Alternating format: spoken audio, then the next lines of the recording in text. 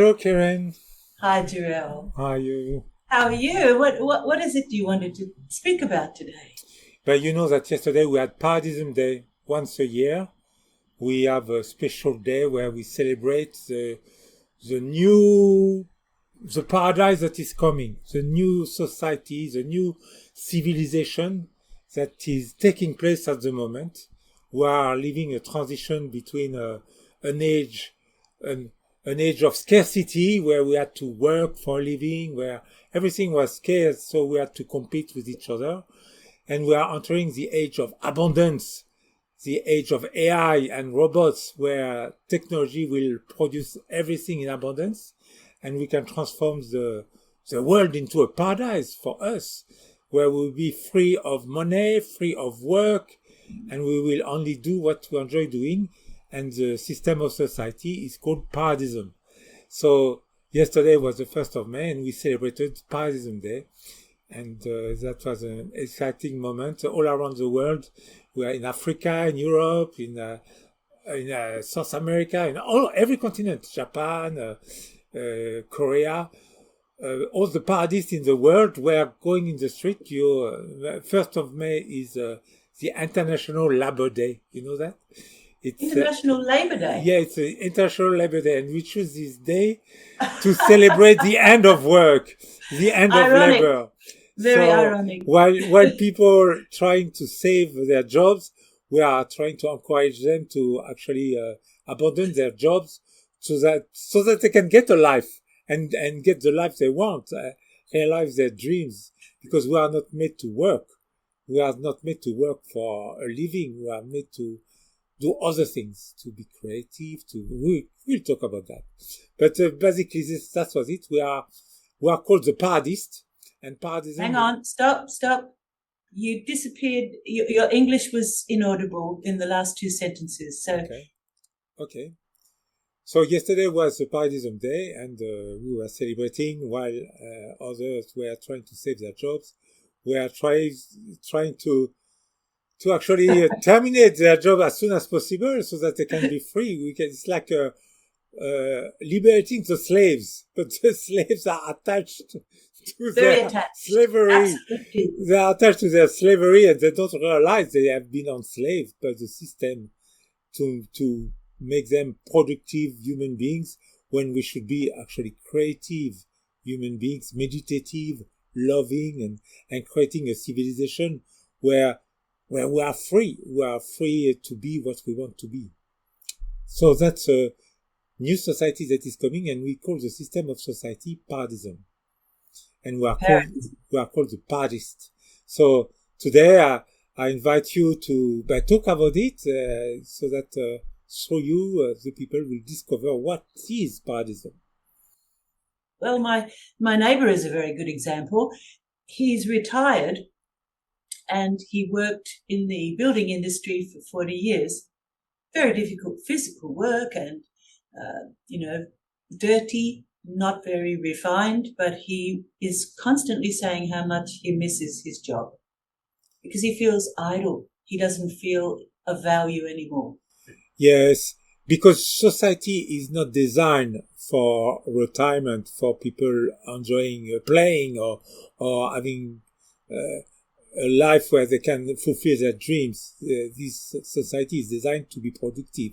So Disappearing, you disappeared. So yes, because the society is not designed for people to enjoy their life. They have been conditioned and programmed to be workers, submissive workers to the system. And when we take away their jobs, we take away their relationship network.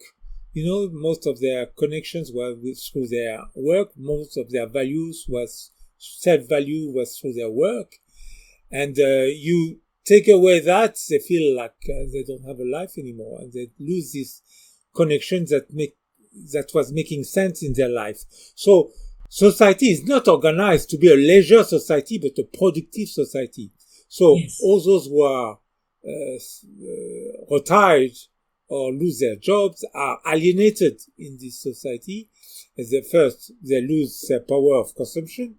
They don't get an income, or they lose most of their income, and they can't participate at the same level and enjoy at the same level what we should all be enjoying, these fantastic productions that we cannot produce. Yes, So, the problem with sorry. Yeah, well, you have been conditioned to be productive individual for society. So the society is not designed, but that's what we have to change. That's what we need to transition to this new society where we don't have to be anything but just be. We just be ourselves and being given the time to fulfill our dreams, because we had dreams when we were kids.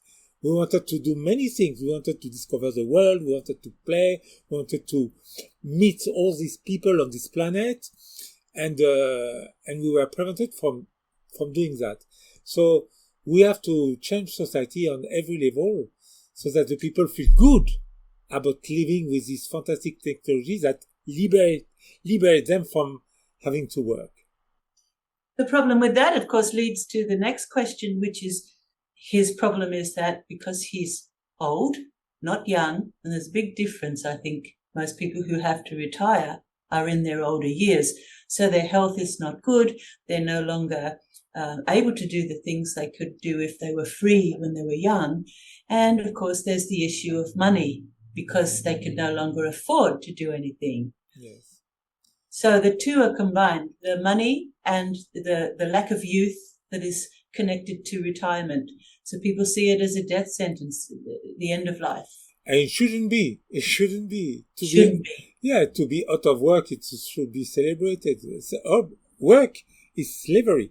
Unless you enjoy your work, unless you really enjoy, but it's not work anymore. It's an activity you enjoy. And of course, you will continue to do what you enjoy doing. But if you go to work and losing your valuable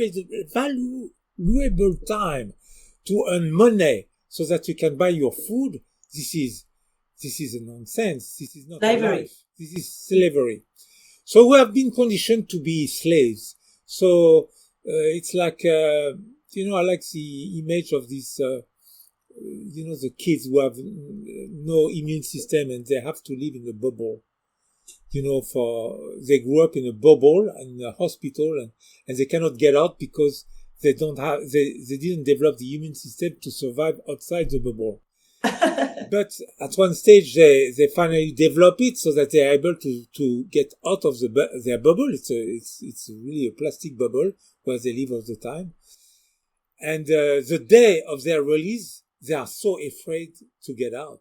They have been waiting for the day where they could be like other kids and play and be outside.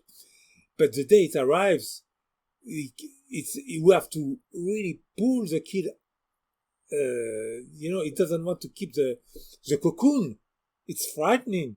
He doesn't want to leave the security behind. Security, but that was his paradigm. That was his life was the bubble he was living in, and he was afraid to lose what he knows.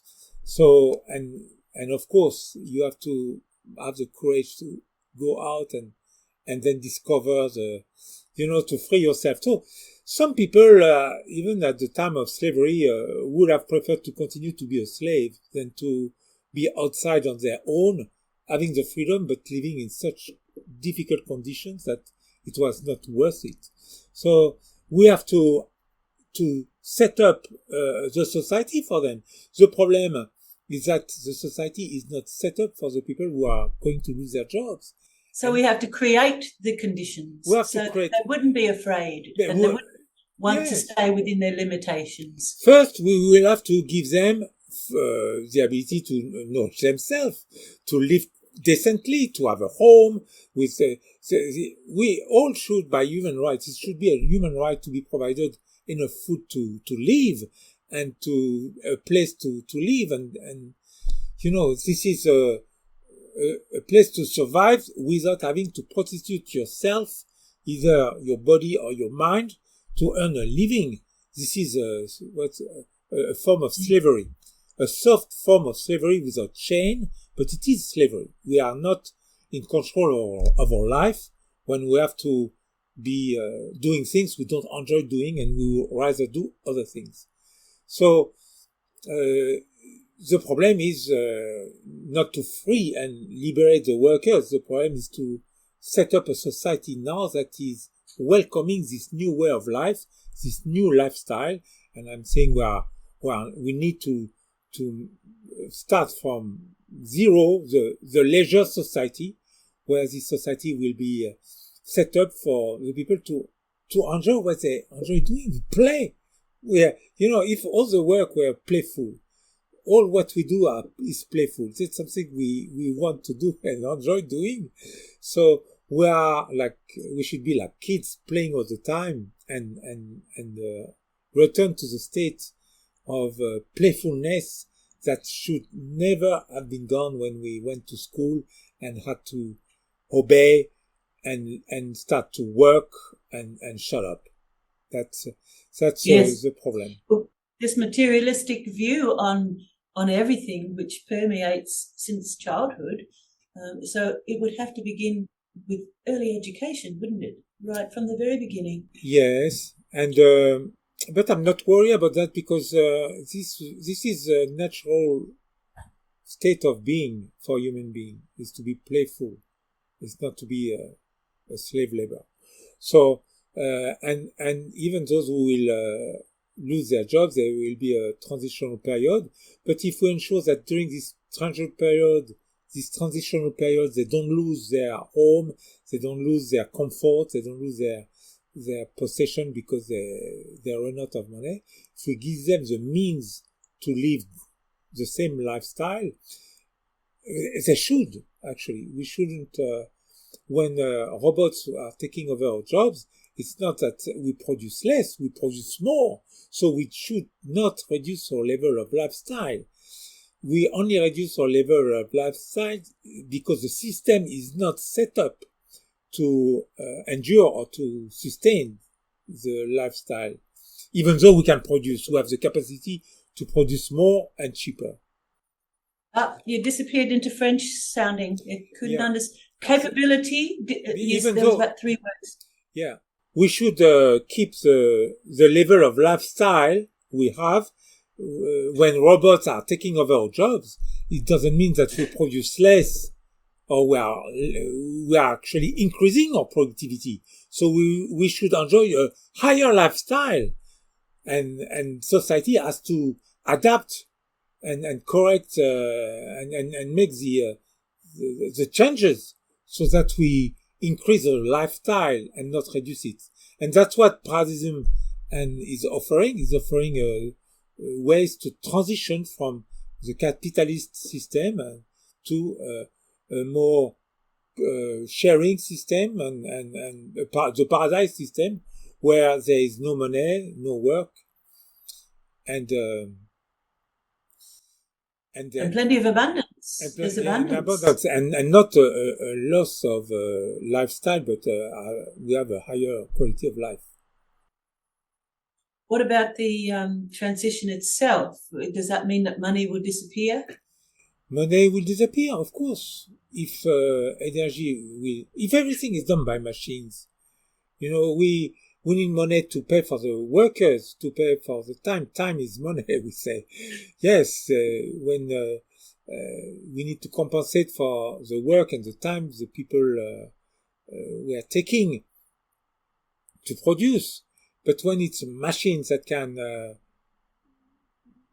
produce everything, the cost of energy, the cost of their time, and because robots will make robots that they can repair themselves, they can repair everything, they can be our slaves. And when you are the master, you don't have to work, you don't have to even use money. You have robot slaves doing other work, and when you create abundance, money disappears because everything is abundant. Everything that is abundant. So the currency will be love. Exactly. The currency will be, everything will be given. It will be like a gift economy. A little bit like the developers are that are working on open source program software. I don't know if you have heard of this movement of open source movement. Open source. Yes. No. In the world of informatics, in the world of software, you have the private world like Microsoft and the big companies that produce, many of the software we are using. But you have people individual developers creating software for free. They use their spare time to create software for free that are equivalent and sometimes even better than the big corporations are producing. And they are taking over the industry. They will soon, and it's true for AI as well.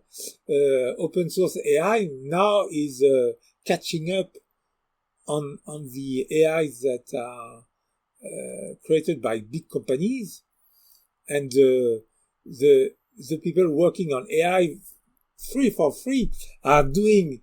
So the inventions are done through joy and imagination and creativity. They're not doing it for money. We will give instead of, if you want to receive, we need to give. So if everyone give a little bit, or even a lot if they want, of course we encourage everyone to give a lot. But, if everyone wants to take, you don't, you have a scarcity. But if everyone wants to give what they can give, you arrive with abundance. Because we all give to each other, and when we give, there is no money, and there is no need of money when there is abundance. When the production is abundant, there is no need of money. Well, there'll be a competitive area for imagination, not for money. Yes, the system has existed at the beginning of humanity when we were living as hunter-gatherers. We were living without money. Money has been invented later in the development of mankind. Of course, yeah. So, and at the time we imagined they were living in paradise because everything was provided by nature. They were free to go everywhere. There was no possession. They were, they could drink from any river. They could pick fruit from any tree. They just go around the paradise and live beautifully. Of course, it was not always that easy because paradise would be definitely with clean water. So it's possible. Clean air. It's possible to believe humanity to live without money, as long as the pollution that we have now, the toxins and plastics in our environment, that can also be fixed by technology, can't it? Of course, yes. The pollution. In fact, I think that may be the only solution because it's so far gone. The pollution and the plastics. We have and we will acquire soon the technology to repair the earth, or advancement in the genetics and biology is so advanced now that it is possible to engineer anything biologically to reverse the damage we are making. What is more troubling is the pollution, the mental pollution. Not the mental pollution we have been subject to. We've been subject to a very, very long time. This one has to be addressed. This one has to be addressed in priority, because if we don't change ourselves in our ways, if we continue to be aggressive and divided with the technology we have now, we will self-destroy. So it's important to address first the mental pollution that we have lived with. So learning to be not ourselves, basically to be the productive workers the society needed, and that created so much frustration and violence in humanity. This competition. We have to abandon competition as a system of society, or economic system, capitalism, even the free market. The free market, we think it's a free market because there is a word free inside, but it's not a free market. It's a free competitive market where the people are able to fight each other freely with all the weapons they can use. So that's what it means, free market. It's not a market that frees the people. It's not really free. And it's expensive in the free market, Everything becomes very expensive. No, we were really, to make a free market, we need to not have suppressed money. And if we make a free products market, a market of free products, that's a market we want, and we will have to suppress money. And for that, we will need to nationalize the means of productions. So the means of production belong to the community. The means of what? The means of production. We will have to nationalize the means of production. Production. Sorry, you mean the means of production. Yeah, while keeping free enterprise. This is the most interesting part, and maybe we will develop that during another discussion because it's a big subject.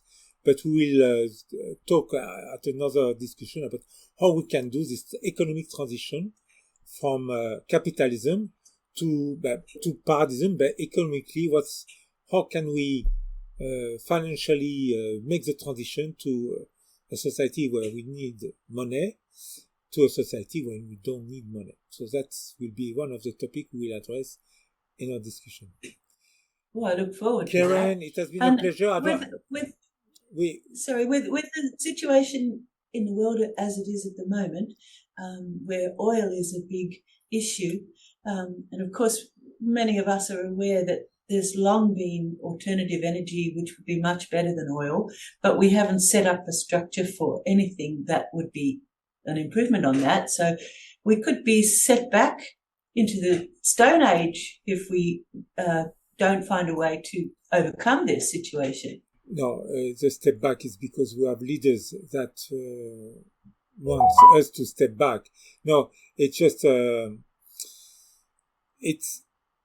every step back can be also what do you call a trampoline, a springboard to higher level.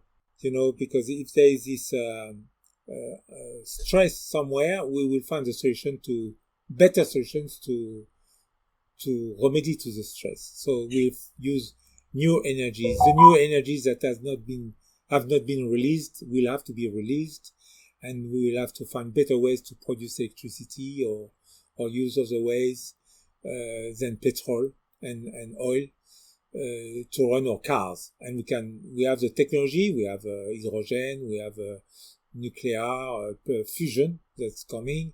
We are plenty of other new technologies that can replace petrol, but the economic interest is holding back all those new technologies. So that could be a springboard. So we see the dark side, but the dark side out of the darkness can appear the light. It's dark. The most dark before the dawn. We say that, or you have a similar expression in English. What is the expression in English? It's always darkest before the dawn. It's always darkest before the dawn. Yes. So it looks pretty bleak, but actually in preparation there will be big changes out of the destruction that will be happening. There will be a fantastic new world that will emerge, and hopefully a change in the way we govern our society, because that's one of the problems that we will have to address is how do we transition the system of governance to have a system of governance that can take us to the golden age. And I propose that to be the subject of our next discussion, because we are already past the time. Let's make it... So the next one will be the transition into the new system. Yes, either economically or the system of governance, but we will very much speak about how we can transition the world from capitalism to paradism. That will be very looking forward to that. Yeah, that will be the most important part of our discussion. Actually, there are so many things to talk about. So I And look I'm forward very, for very our excited next about that. meeting next week. Thank you for your information. Very Yeah. stimulating. Okay, thank See you next Claire. week. See you next week. Bye bye.